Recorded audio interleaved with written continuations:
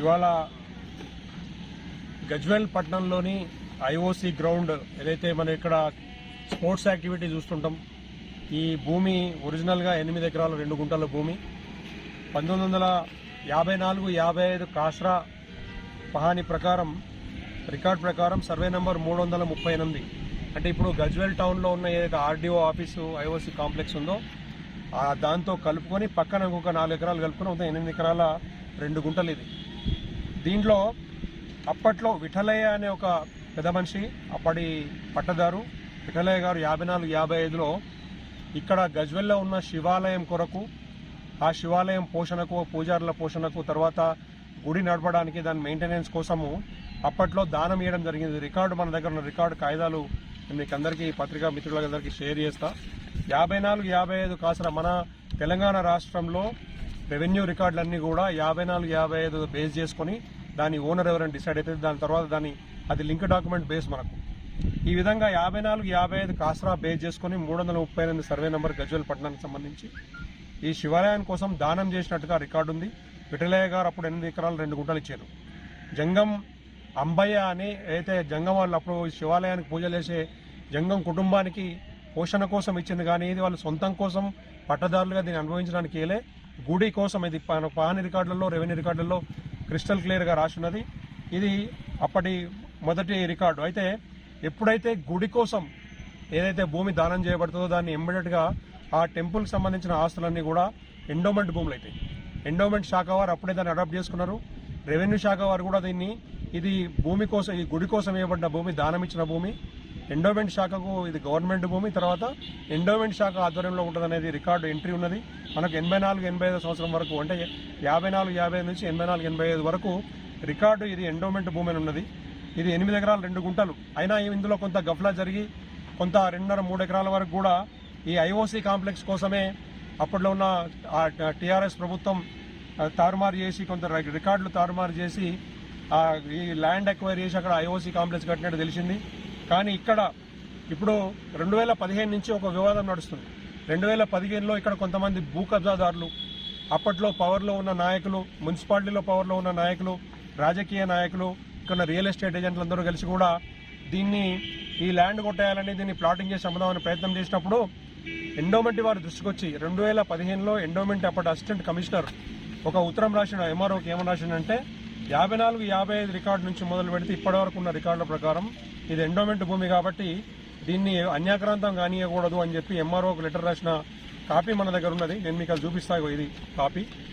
ఇందులో కమిషనర్ గారు క్లియర్గా మెన్షన్ చేశారు. ఏమని మెన్షన్ చేశారంటే 8 ఎకరాల 2 గుంటలు సర్వే నెంబర్ 338 గజ్వేల్కి సంబంధించి ఇది ఎండోమెంట్ ల్యాండ్, శివాలయము Gajwel, protection of landed property request అనేది ఒక లెటర్ రాసింది. దీని తర్వాత వీళ్ళు ఎవరైతే కోర్టుకు పోయినరో, దీన్ని అమ్ముదాం అనుకున్న వాళ్ళు, లేదా సొంతదారులు అనుకున్న వాళ్ళైతే ఇలా కుటుంబానికి సంబంధించిన వాళ్ళు ఎవరైతే ఉన్నారో ఫాల్స్ క్లెయిమ్ చేసి, దొంగ రికార్డులు క్రియేట్ చేసి, ధరణిలో వాళ్ళ పేరున రికార్డు వేయించి ఎక్కించుకొని 4 ఎకరాలు, ఎందుకంటే 2 ఎకరాల గురించి 4 ఎకరాల గురించి మాట్లాడుతున్నామనంటే ఇక్కడ గజ్వేల్ టౌన్ పెరిగింది.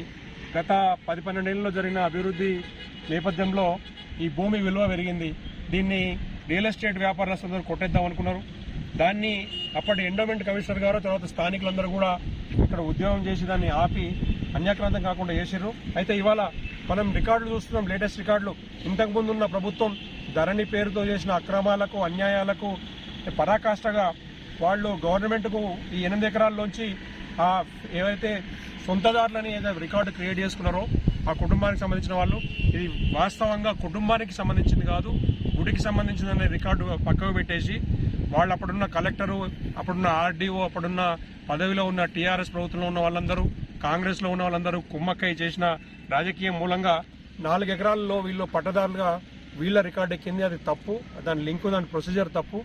దీన్ని వెంటనే రద్దు చేయాలనేది ఇప్పుడు ఇక్కడ గజ్వేల్ టౌన్కి సంబంధించి భారతీయ జనతా పార్టీకి సంబంధించిన నాయకులు, హిందూ ధర్మరక్షణ, హిందూ పరిరక్షణ సమితికి సంబంధించి, విశ్వ హిందూ పరిషత్ సంబంధించి ఇక్కడ ఉన్న హైందవ సోదరులు అందరం కలిసి మేము ఈ కేసు ఏదైతే హైకోర్టులో పెండింగ్ ఉన్నదో ఈ కేసులో ఇంప్లీడ్ కాబోతున్నాం.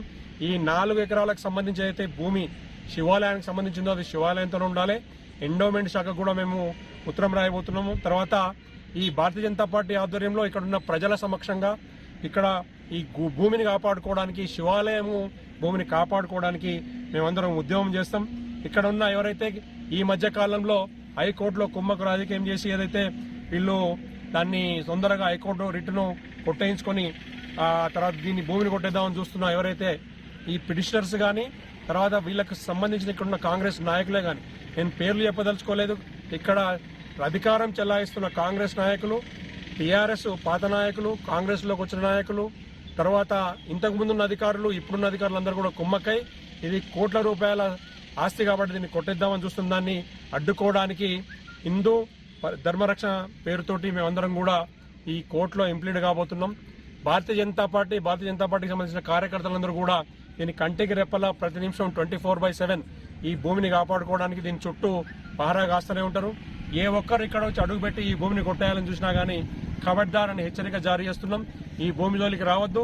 కోర్టులో కూడా ఏదైతే మీరు తప్పుడు అఫిడవిట్ ఇచ్చిండ్రో అందులో ఇది మీరు సప్రెషన్ ఆఫ్ ఫ్యాక్ట్స్ ఉంది, వాస్తవాలు దాచిపెట్టారు కాబట్టి ఈ పిటిషనర్ల పైన కూడా మేము క్రిమినల్ చర్యలు తీసుకోవడానికి కూడా మేము వెనుకాడము, దీని మీద కంప్లైంట్ చేయబోతున్నాం. కాబట్టి ఈ విషయంలో ప్రజలందరికీ కూడా అప్రమత్తం. మేము పత్రిక ద్వారా మీడియా మిత్రుల ద్వారా చెప్పేది ఏంటంటే ఈ శివాలయానికి సంబంధించిన భూమిని కాపాడుకోవడానికి మేము ఎంత దూరమైనా పోతాం, మీరందరూ కూడా కలిసి రావాలి. మన దేవుడు, మన దేవుని భూములు, మన దేవుని మాన్యాలు మనం కాపాడుకోవడానికి మీరు ఇక్కడ గజ్వేల్ పట్టణ ప్రజలు, చుట్టుపక్కల ఉన్న ప్రజలందరూ కూడా నడుము కట్టుకోవాలని, ఐఓసి ఏదైతే బిల్డింగ్ పక్కనున్న ఏదైతే ఇక్కడ ఆటలు ఆడే భూమి ఉన్నదో 4 ఎకరాలు ఇక్కడ క్రికెట్ ఆడుతుంటారు, ఫుట్బాల్ ఆడుతుంటారు, అథ్లెటిక్స్ పొద్దున మార్నింగ్ వాకర్స్ వస్తుంటారు. ఇది మెయిన్ రోడ్ పక్కన సంగాపూర్ రోడ్ పక్కన ఉన్న భూమి కాబట్టి అందరూ కూడా కమర్షియల్ వాల్యూ వస్తుందని ఈ ఎవరైతే గూండాల దృష్టి తర్వాత కాంగ్రెస్ సంబంధించిన అయితే రియల్ ఎస్టేట్ వ్యాపారుల దృష్టి పడ్డదో వాళ్ళందరికీ కూడా ప్రజల తరఫున ఒక హెచ్చరిక, మీరు ఇక్కడ జోలికి రావద్దు. ఈ తప్పుడు అఫిడవిట్ కోర్టులో వెంటనే విత్డ్రా చేసుకోవాలి, లేకపోతే మీ మీద క్రిమినల్ చర్య తీసుకుంటామని, దీనికోసం ఎంత పెద్ద ఈ ఉద్యమం చేయడానికి ఎన్నుకోమని మేము బీజేపీ తరఫున హెచ్చరిస్తున్నాం. భారత్ మాతాకి జై, భారత్ మాతాకి జై.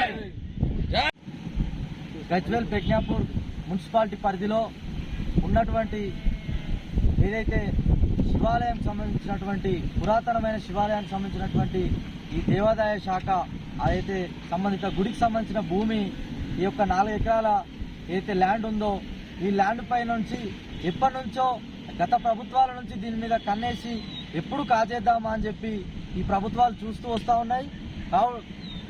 అదేవిధంగా ప్రజలు స్పందించి ఈ యొక్క భూమి ఇది దేవునికి సంబంధించింది, ఇది ఆలయాన్ని నడపడానికి సంబంధించిన భూమి అని చెప్పి ప్రజలు బాహటంగా బయటకు వచ్చి గజ్వేల్ యువత ప్రజలు అందరూ మాట్లాడడంతో ఎక్కడికక్కడ నగ్గిపోతా ఉన్నారు.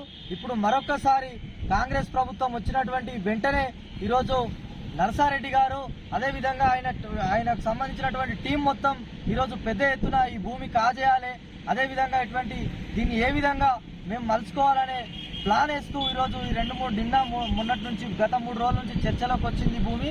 కావున వాళ్ళు అట్లాంటిది ఏమన్నా ఉంటే ఉపసంహరించుకొని ఇది కేవలం దేవాదాయ భూమి కాబట్టి ఇది దేవాదాయ శాఖకు సంబంధించినటువంటి భూమే కాబట్టి దీని దేవాదాయకు సంబంధించి కొనసాగాలని చెప్పి మేము డిమాండ్